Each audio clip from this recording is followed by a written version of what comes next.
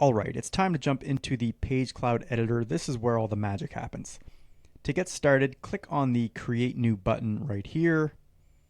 And before we dive into building, we need to set up a strong foundation. And that starts with choosing the right template. Pagecloud gives us a couple of options here to kick things off. Website and pop-up and banners. For this course, we're going to be building a full website, so go ahead and select Website. Next, Pagecloud will ask what type of site we're creating. They offer some categories here like small business site, e-commerce site.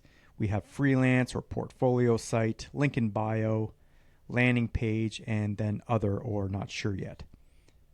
So for our purposes, we're going to be selecting small business site and just click on continue here. Okay, now comes the fun part, picking our template.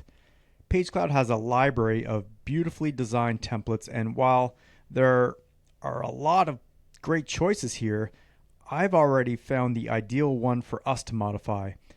And that template that we're going to be using is called Bala, and it's right here.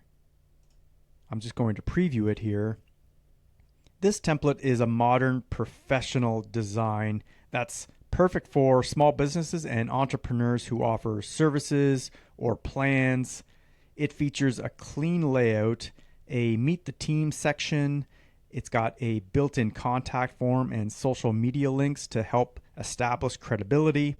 And it's a really great starting point for us. This template gives us a solid foundation, making it easy to create a really professional website without any guesswork. So let's go ahead and select that template and let's get to work.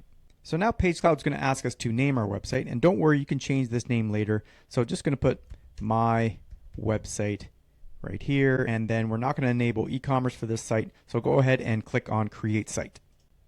Okay, so Pagecloud is going to create that website for us, and there it is. So now we can get started.